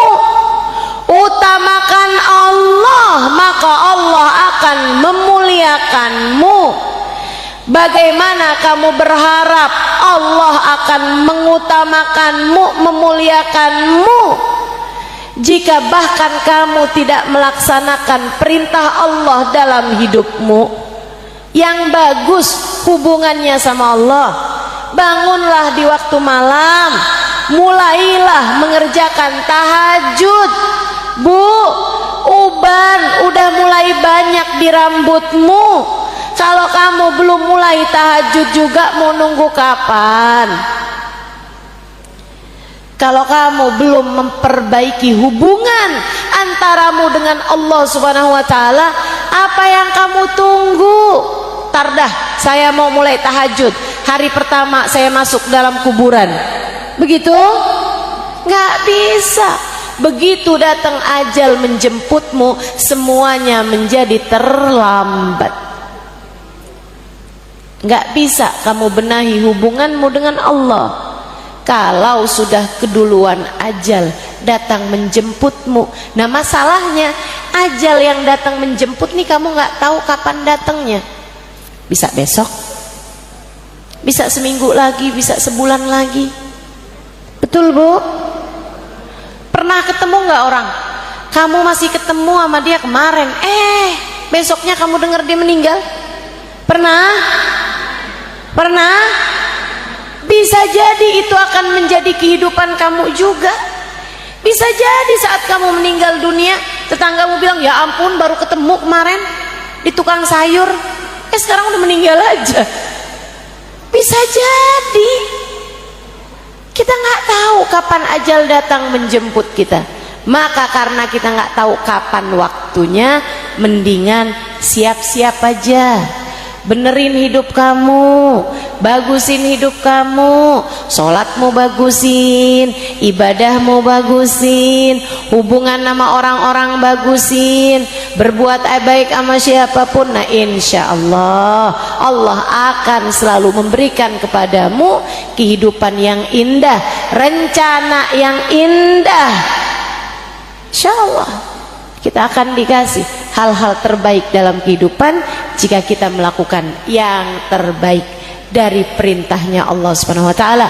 Jadilah hamba Allah yang solehah, hingga Allah pun akan selalu berbuat kebaikan-kebaikan bagimu. Insya tinggalin dosa, Dek. Tinggalin dosa. Bu, tinggalin dosa. Enggak usah ngambil hutang riba. Jangan pernah kepikiran buat ambil pinjol. Jangan pernah tertarik sama ngambil hutang-hutang. Ibu-ibu sekalian, dengerin omongan saya. Sesedikit apapun rezeki yang Allah bagi kepadamu cukup untuk membiayai hidupmu. Namun sebanyak apapun rezeki yang Allah kasih, gak bakalan cukup untuk membiayai gaya hidupmu. Maka kalau pengen hidup tenang, hidup damai, jangan banyak gaya. Jelas? Jelas?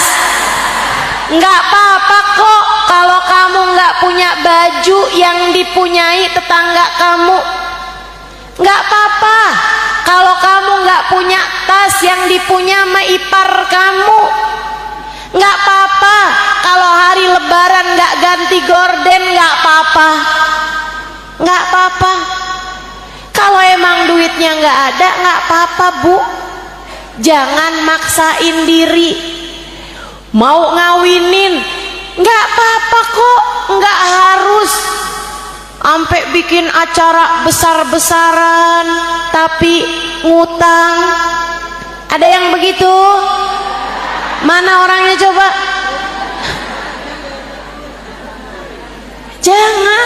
Jangan. Nggak apa-apa kalau nggak beli baju seragaman, nggak apa-apa. Daripada tahun yang kemarin belum lunas, udah ngambil aja seragaman yang sekarang. Ada yang begitu? Nggak ada ya. Tinggalin dosa, tinggalin dosa. Hutang riba itu dosa ibu-ibu. Hutang yang pakai ada bunganya itu riba jatuhnya, dan itu hukumnya adalah dosa. Haram ibu-ibu sekalian. Jangan. Udah nggak apa-apa. Yang terima sama keputusan Allah, biar Allah pun memberi kepada kita apa yang kita inginkan, apa yang kita harapkan, apa yang kita idam-idamkan. Semuanya bakal Allah kasih kalau kitanya meninggalkan dosa demi dosa. Jadi satu tadi apa? Percaya bahwa Allah Subhanahu wa ta'ala lah yang menentukan segala sesuatu. Kita punyanya Allah. Kita punyanya Allah. Itu tuh kalau kamu kepengen jadi seseorang yang bisa berdamai dengan takdir, itu harus kamu ingatkan terus. Kita punyanya Allah. Yang keduanya, kerjakan takwa, yaitu dengan meninggalkan dosa dan melaksanakan perintah Allah Ta'ala. Yang ketiganya, belajar buat nerima takdirnya Allah Subhanahu wa ta'ala dengan lapang dada. Kamu nggak cukup mengerti apa yang terbaik buat hidupmu, tapi Allah tahu. Bu, Allah tahu penyakit kamu apa, penyakit hati kamu nih, Allah tahu. Kamu punya kesombongan, kamu punya iri dengki, kamu suka pamer urusan dunia, Allah tahu, Allah ngerti. Cinta kamu terhadap harta dunia terlalu banyak, Allah ngerti. Cinta kamu terhadap manusia, Allah ngerti.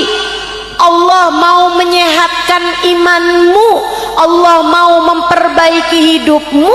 Karenanya Allah beri kepadamu ujian-ujian untuk bisa menaikkan derajat kamu.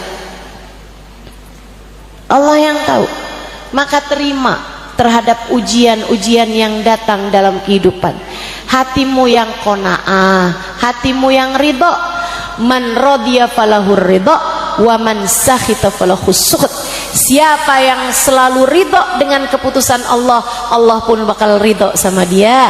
Siapa yang marah, protes sama takdir-takdirnya Allah, Allah pun benci kepada orang tersebut. Jangan mau jadi orang yang dibenci sama Allah. Kamu gak bakalan kuat. Jangan ehel-ehelan sama takdirnya Allah. Kamu gak bakalan kuat. Diterima aja takdirnya Allah dengan lapang dada, maka insya Allah keadaan kamu akan jadi tenang, damai, dan kamu akan melewati semua ujian dengan cara yang terbaik. Bu, Dek, Allah itu ibarat dokter paling hebat. Kamu sakit, kamu datang pada dokter, dokternya nih yang tahu. Oh, kamu lagi sakit nih, perlu pil pahit. Kamu pun dikasih resep pil pahit, diminum 3x1. Kerjain. Dalam hidup kita ini terkadang ada pil-pil pahit yang harus kita telan.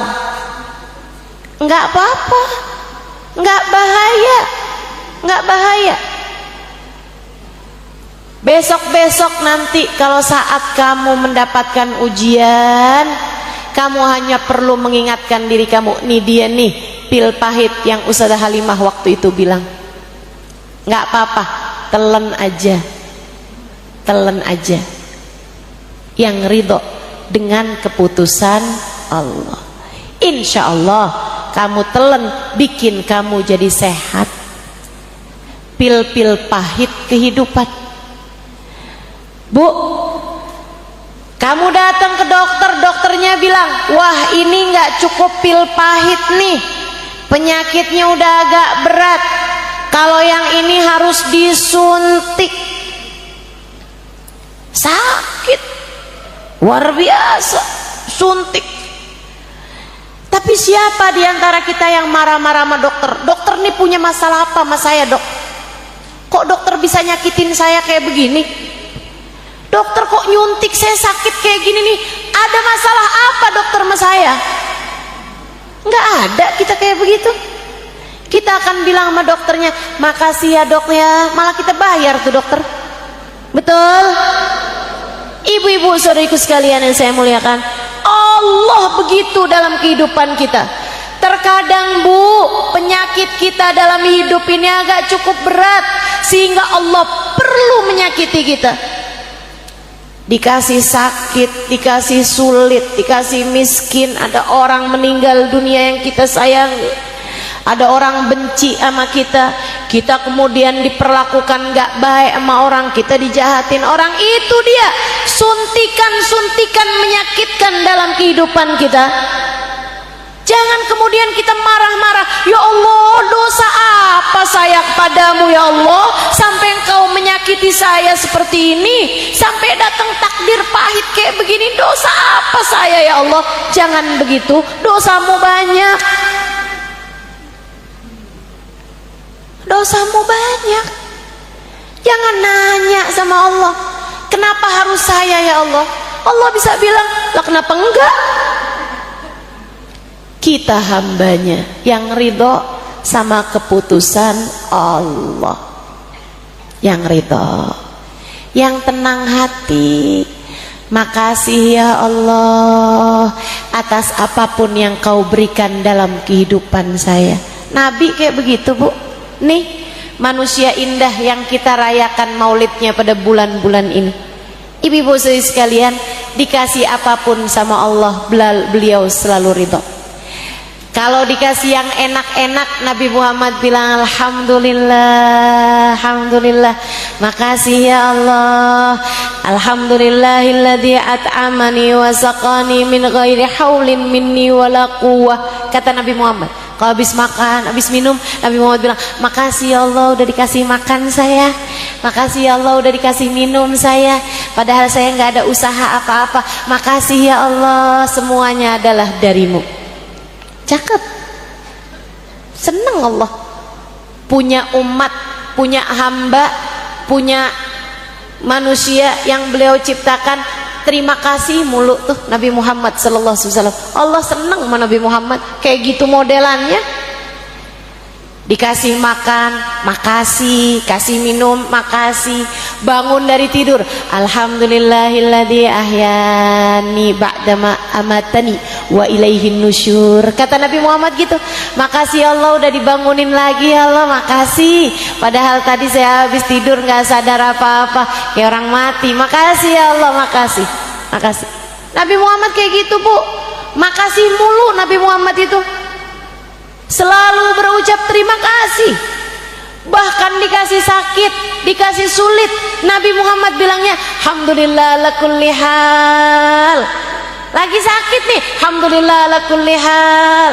Listrik mati, padam cahaya di rumah Nabi Muhammad, alhamdulillah ala kulli hal. Makasih ya Allah atas keadaan apapun yang kau berikan.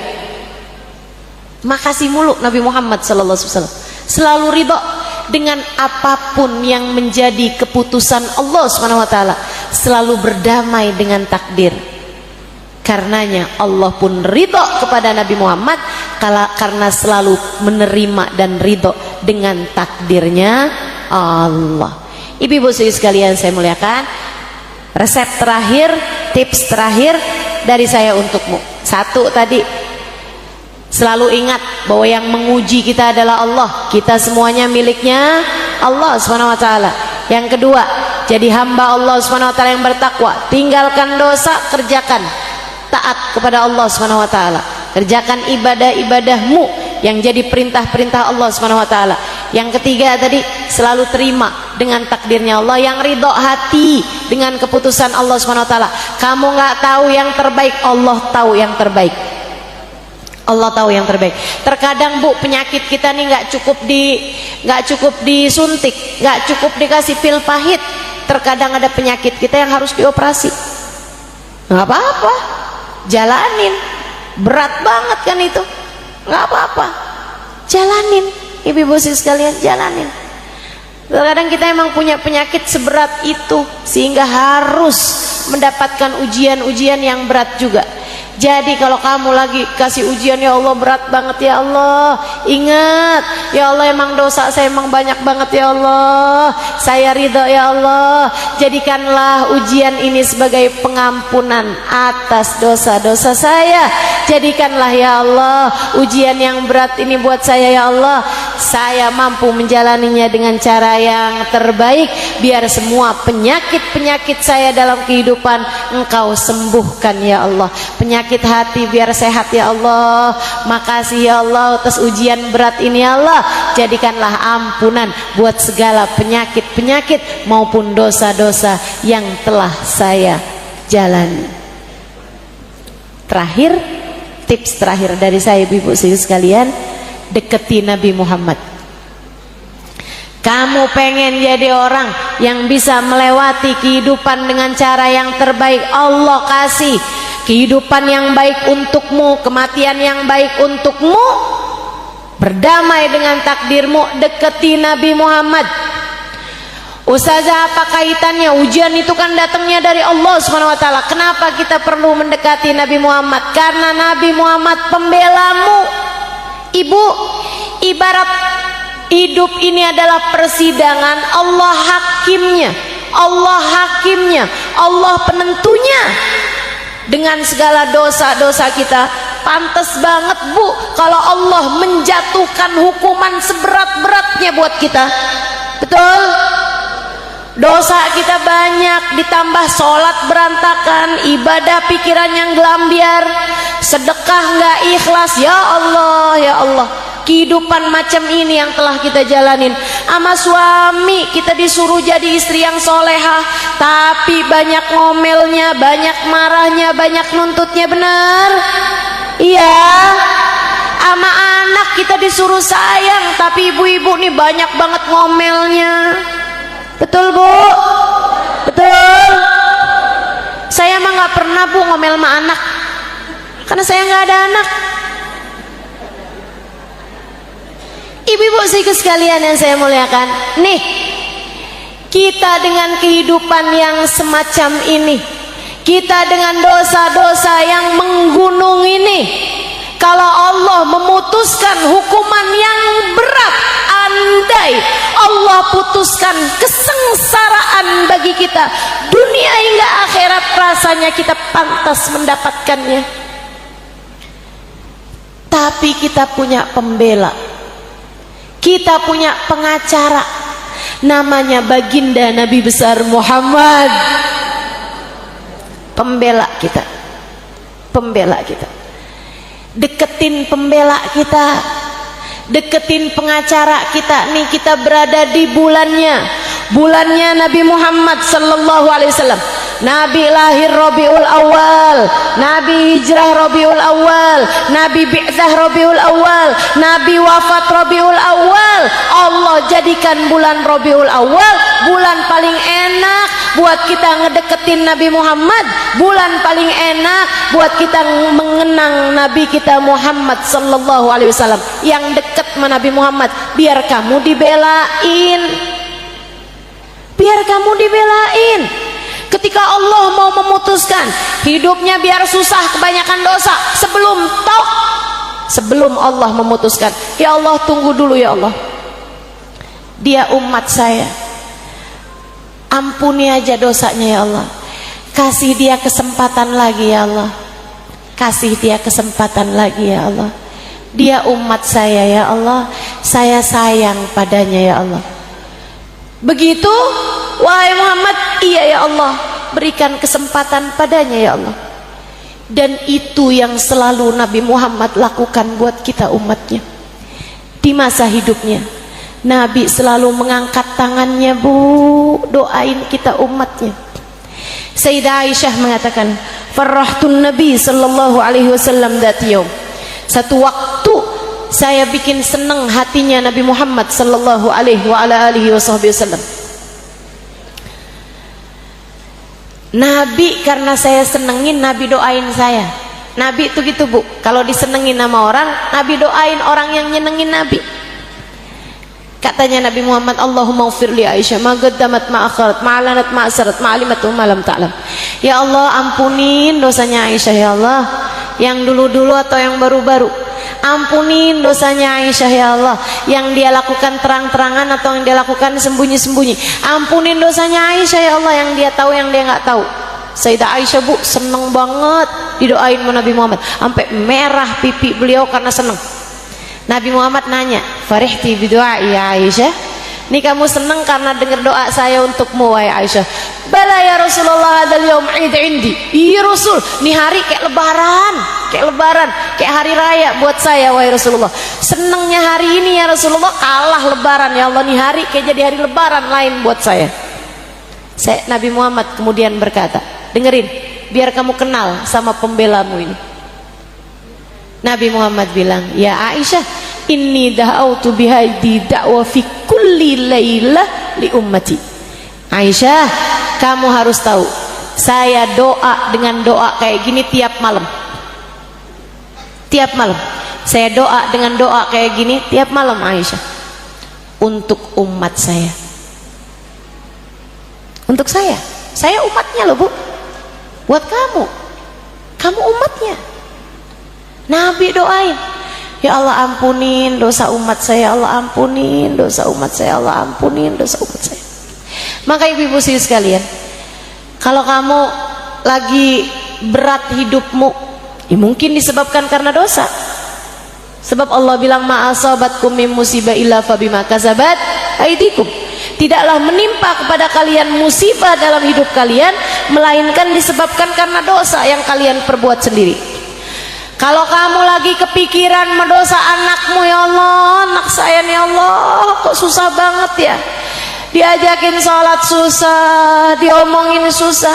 Atau kamu lagi kepikiran sama suamimu, kamu lagi khawatir dengan nasib orang tuamu, Bu, yang serius bangun di waktu malam, kemudian sesudahnya kamu berdoa. Nih saya ajarin, tagih doanya Nabi Muhammad untukmu, tagih ampunan yang Allah berikan kepada nabimu, sebab kamu adalah umatnya.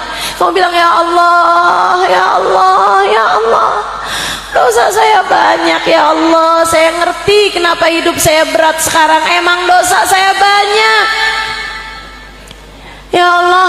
Dosa anak saya ya Allah, saya mengkhawatirkan nasibnya ya Allah. Orang tua saya ya Allah, saya mengkhawatirkan nasib mereka.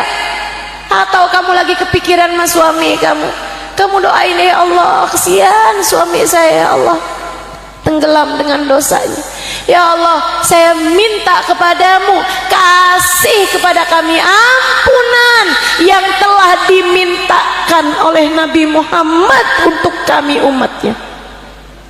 Tagih, sebab ampunan yang Allah berikan kepada Nabi Muhammad luar biasa besarnya, sampai bikin Nabi Muhammad ketika mendapatkan ampunan tersebut sujud syukur. Ayah Firosyah Allah turunkan kepada Nabi Muhammad SAW di atas pembaringan Sayyidah Aisyah. Sayyidah Aisyah meriwayatkan Nabi Muhammad bangun dari tidurnya, senyum lebar banget, sujud syukur. Habis selesai itu Sayyidah Aisyah tanya, Rasul bangun tidur seneng banget sampai sujud syukur, sampai senyum lebar banget gitu, kenapa wahai Rasulullah? Nabi Muhammad bilang, ya Aisyah, qad anzalallahu ilayya ayah wa ana ala firashi. Tadi waktu saya tempat tidur tadi itu saya tidur, Allah turunkan kepada saya ayat Al-Quran, khairun minad dunya wa ma fiha, lebih saya senangi daripada saya dikasih dunia seisinya. Apa ayatnya yang sampai bikin Nabi Muhammad sujud syukur ketika turun ayat tersebut? Apa ayatnya yang kata Nabi Muhammad lebih Nabi Muhammad sukai daripada dunia dan seisinya? Adalah firman Allah Subhanahu wa taala, a'udzubillahi minasyaitonir rajim, inna fatahna laka fatham mubina liyaghfira lakallahu ma taqaddama min dzambika wa ma ta'akhkhar. Kami akan bukakan untukmu pembukaan yang sangat besar, Fathu Makkah, liyaghfir lakallahu ma taqaddam min dzambika wa ma ta'akhkhar. Allah ampuni dosamu wahai Nabi Muhammad, yang lalu maupun yang akan datang. Bu, Nabi Muhammad ngerti, Nabi Muhammad faham, Nabi Muhammad ala haq yakin, ala haqqil yakin. Nabi Muhammad mengerti dengan benar, dengan jelas. Nabi Muhammad nggak punya dosa. Sama halnya dengan nabi-nabi yang lain, nggak ada nabi ngerjain dosa. Nabi maksum. Kalau ibu-ibu belajar tauhid, Nabi Muhammad maksum, nggak punya dosa Nabi Muhammad itu. Tapi Nabi seseneng itu dapat ampunan. Nabi tahu kenapa? Karena ampunan yang turun kepada seorang nabi bisa dibagi-bagikan kepada umatnya berupa syafaat. Ini yang kita harap, ini yang kita minta, ini yang kita tagihkan kepada Allah Subhanahu wa taala. Ya Allah, kasih kepada kami ampunan yang Kau berikan kepada Nabi Muhammad. Ini yang selalu kita minta.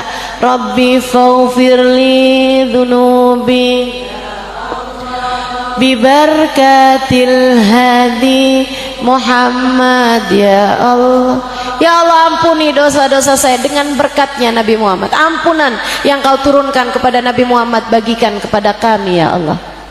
Yang dekat sama Nabi Muhammad, Bu, yang dekat sama Nabi Muhammad, biar hidupmu damai, biar hidupmu tenang, biar kamu mendapatkan ampunan Allah, biar keluargamu mendapatkan ampunan Allah, sehingga kamu menjalani kehidupan dengan cara yang terbaik, biar nanti di saat ajal datang menjemputmu, kamu dikaruniai kematian yang baik, kematian dalam husnul khotimah. Dan biar nanti di hari sesudah kematianmu, di padang mahsyar nanti, sesudah datang hari kiamat, kamu bisa dikumpulkan di belakang Nabi Muhammad sallallahu alaihi wasallam, berada dalam rombongan Nabi Muhammad sallallahu alaihi wasallam.